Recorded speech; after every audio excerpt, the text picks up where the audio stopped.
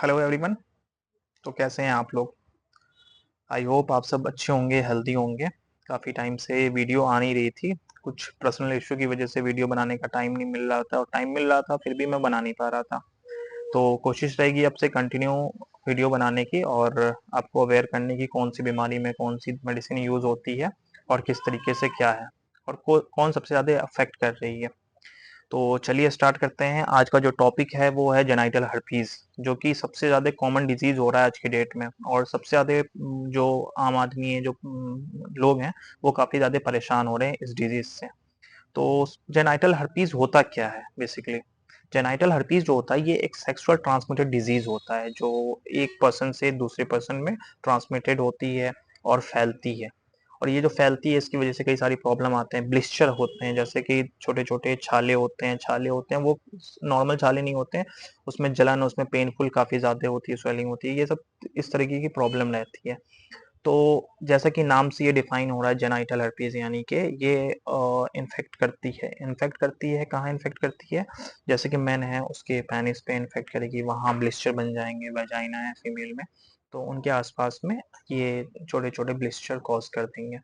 According to WHO guideline 3.8 billion people are affected by genital herpes world wise.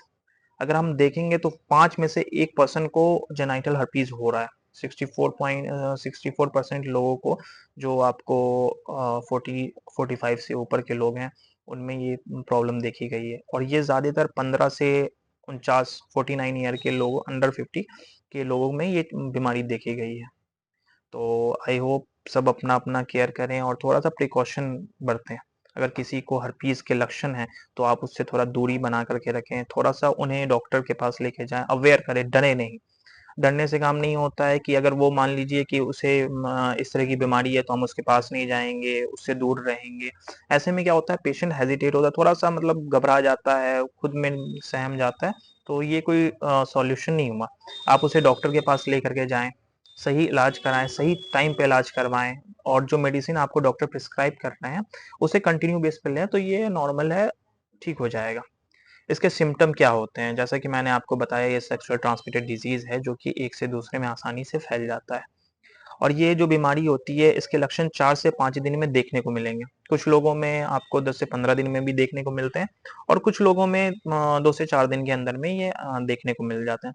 तो सबसे पहले ये blister cause करता है, ब्लिस्टर होता है, ब्लिस्टर हो जाते हैं, छोटे-छोटे छाले हो जाते हैं, पेनिस पे हो जाते हैं, वेजाइना पे हो जाते हैं, और काफ़ी पेनफुल होते हैं। ये जो ब्लिस्टर होते हैं काफ़ी पेनफुल होते हैं। इसमें टिंगलिंग रहता है, नमनेस देखा गया है। इसके अलावा होठों पे भी देखा गया है। होठों पे यहाँ नीचे में छाले पड़ जाएँगे, छोटे-छोटे से फुंसी टाइप में बन जाएँगे। ये बेसिकली बॉडी के उस पार्ट में जो मान लीजिए किसी को इन्फेक्ट है, उसके टच में वहाँ पे आ रहा है, तो वहाँ पर वो जो बीमारी है, जो भी वायरस इन्फेक्ट कर देगा। ये 2 तरह के होते हैं, herpes simplex 1 and herpes simplex 2। HSV 1 and HSV 2 होता है। एचएसवी 1 में तो नॉर्मल स्टार्ट होता है, एचएसवी 2 ज़्यादा कॉज करते हैं, वो बार-बार होते हैं। जैसे डब्ल्यूएचओ की गाइडलाइन के अकॉर्डिंग मैं आपको बता रहा हूँ कि इसका ट्रीटमेंट किस तरीके से हो रहा है। ऐसा नहीं कि अपने अकॉर्डिंग बता रहा हूँ, मैं फार्मासिस्ट हूँ तो अपने अकॉर्डिंग बता रहा हूँ, दैट्स नॉट। मैं डब्ल्यूएचओ की गाइडलाइन जो रिसर्च हुआ है उसके अकॉर्डिंग बता रहा हूँ। जैसे कि किसी को शुरुआत हुआ है, ठीक है, फुंसी टाइप में, ब्लिस्टर टाइप में होना स्टार्ट हुआ है, तो उसे उस कंडीशन में उसे इनिशियल एपिसोड कहते हैं, यानी फर्स्ट एपिसोड कहते हैं। उस कंडीशन में आप वेल सीवियर एसाइक्लोविर 500 mg सुबह शाम 10 दिन तक ले सकते हैं। उसके साथ में एसाइक्लोविर की क्रीम लेना होता है, और अगर दर्द होता है तो आप सेफ साइड में ज़ीरोडॉल पी यूज़ कर सकते हैं। 10 दिन तक ये यूज़ कर सकते हैं। ये आपको इनिशियल एपिसोड में स्टार्ट होता है, नंबर 1 में आता है ये, ठीक है। नंबर 2 में कुछ लोगों में देखा गया है कि इम्यूनिटी कमज़ोर होती है, या वो मतलब सनलाइट में ज़्यादा जाते हैं, स्मोकिंग ज़्यादा करते हैं, तो उस कंडीशन में वो जो बीमारी है ना वो उसे ट्रिगर करती है, और ट्रिगर होती है तो फिर से वो बीमारी ऊपर आ जाती है, फिर से वो इचिंग वो प्रॉब्लम कॉज करना स्टार्ट कर देती है।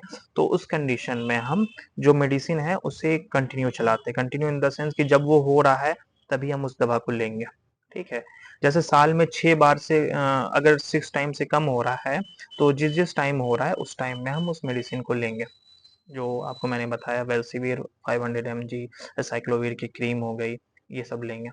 थर्ड स्टेज जो होता है वो सबसे ज़्यादा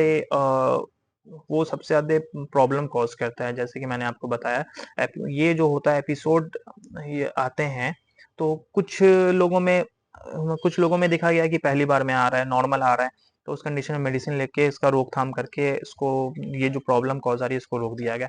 कुछ लोगों में साल में 6 बार आ रहे हैं, बट कुछ लोगों को 7 बार, 8 बार, 9 बार इस हिसाब से आ रहा है। तो उस कंडीशन में हम सप्रेसिव थेरेपी देंगे। सप्रेसिव थेरेपी में, इस कंडीशन में जो मेडिसिन होती है वो लॉन्ग टर्म चलती है, प्रॉपर चलती है। ऐसा नहीं है कि आज खा रहे हैं, कल नहीं खाएंगे, परसों खाएंगे, ऐसा नहीं है। इसका treatment and doses form proper आप डॉक्टर के कंसल्ट के अकॉर्डिंग ले सकते हैं।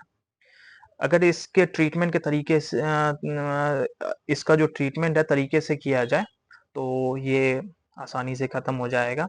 अदरवाइज ये बार बार होते रहेंगे।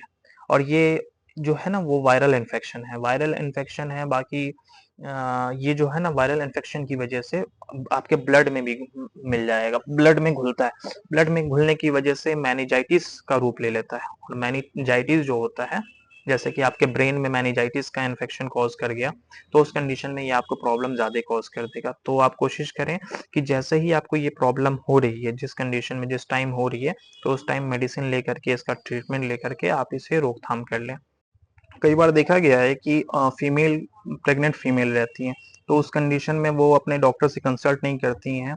तो उस कंडीशन में आप डर्मेटोलॉजिस्ट या अपनी जो प्रेगनेंसी की, मतलब जहां आप फीमेल डॉक्टर से आप कंसल्ट कर रहे हैं, ठीक है, तो उनसे कंसल्ट करें। कुछ दवाइयां ऐसी होती हैं जो सेफ साइड होती हैं, तो आप उस कंडीशन में आप उसे इनटेक कर सकते हैं। बिना डॉक्टर से ये बात आप छुपाएं नहीं, जो भी मेडिसिन है उसे इनटेक करें और प्रॉपर इसका इलाज करवाएं। Thank you very much. अगर कुछ भी क्वेरीज हो तो आप कमेंट बॉक्स में पूछ सकते हैं हमसे। एंड लाइक करें, कमेंट करें, सब्सक्राइब करें।